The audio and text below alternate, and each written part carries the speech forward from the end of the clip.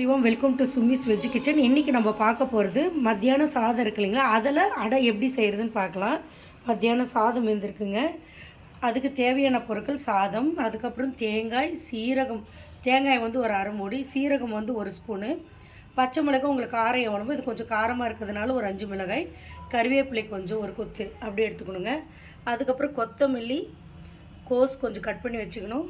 ஒரு சின்ன கப்பில் 3/4 கப் வந்து பச்சரிசி மாவு, இந்த அளந்துருக்குலையே அதில் 2 கப்பு வந்து ரவை எடுத்துக்கணும். இப்போ இது எப்படி செய்யணுன்னா, இந்த தேங்காய், பச்சை மிளகா, சீரகம், கறிவேப்பிலை இதெல்லாம் மிக்சியில் தூள் பண்ணி எடுக்கணுங்க. அது எப்படி எடுக்கலான்றது பார்க்கலாம். இப்போ பாருங்கள், நம்ம தேங்காய், பச்சை மிளகா, கறிவேப்பிலை, சீரகம் இதெல்லாம் போட்டு மிக்சியில் தூள் பண்ண போகிறோங்க. தண்ணி ஊற்றக்கூடாது. இப்போ தூள் பண்ணலாம் பாருங்கள். இதை பாருங்கள், இது போட்டாச்சு. இப்போ தூள் பண்ணலாம். இப்போ அது தூள் பண்ணுற நேரத்தில் நம்ம ரவை இருக்கு இல்லைங்களா, ரவையை வந்து இதில் கொட்டிடலாம். அதுக்கப்புறமா பச்சரிசி மாவு இதில் கொட்டிடலாம். இப்போ பாருங்கள், நல்லா தூள் ஆயிடுச்சு. இப்போ இதில் போட்டுடலாம். இந்த மாவில் சேர்க்குறோம் பாருங்கள், நல்ல தூள் தான் பண்ணியிருக்கோம். நம்ம இதுக்கு தேவையான அளவு உப்பு போட்டுக்கலாம். நம்ம ஒரு 3 ஸ்பூன் போட போகிறோம். போதும். இப்போ இதில் கோஸு, கொத்தமல்லியும் நம்ம இதில் போட்டு கொடுத்துடணும். இப்போ இதெல்லாம் போட்டு நம்ம பிசைஞ்சிடலாங்க. பிசைஞ்சிட்டு காமிக்கிறேன். இப்போ பாருங்கள், இந்த மாதிரி லூஸாக இருக்கணும். அதே சமயத்தில் ரொம்ப டைட்டாக இருக்கக்கூடாது. அப்போ தான் சாஃப்டாக இருக்கும், டேஸ்ட்டாக இருக்கும். இப்போ இது வந்து தோசைக்கல் வச்சாச்சு.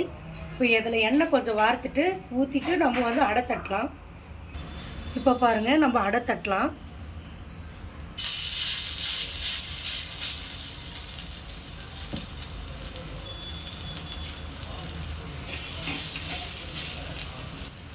இப்போ பாருங்கள், நல்லா எண்ணெய் ஊற்றியாச்சு. நல்லா அடை தட்டி இருக்கும். கொஞ்சம் நேரம் வேகட்டும். இது ஓப்பனில் வச்சே வேக வைக்கலாம். அப்போ தான் நம்ம பாதி வந்ததுக்கப்புறம் திருப்பி போடும்போது 2 பக்கமும் ரோஸ்ட் ஆகும். நம்ம மூடி வச்சிட்டோம்னாக்கா ஒரு பக்கம் ரோஸ்ட் ஆகி ஒரு பக்கம் ரோஸ்ட் ஆகாது. இது கொஞ்சம் நேரம் ஒரு 2-3 மினிட்ஸில் நம்ம வந்து அப்படியே மீடியம் ஃப்ளேமில், இது பாருங்கள், நான் நல்ல மீடியம் ஃப்ளேமில் தான் வச்சுருக்கேன் நான். இப்போ வந்து இது அப்படியே வேகட்டும். நல்லா வெந்துருச்சு ஓரளவுக்கு. இப்போ திருப்பி போடலாம். நம்ம இதே மாதிரி எல்லா அடையும் திருப்பி போட்டுடலாம். இப்போ பாருங்கள், நல்லா 2வது பக்கமும் திருப்பி போட்டாச்சு. இதுவும் நல்லா ரோஸ்ட் ஆயிடுச்சு.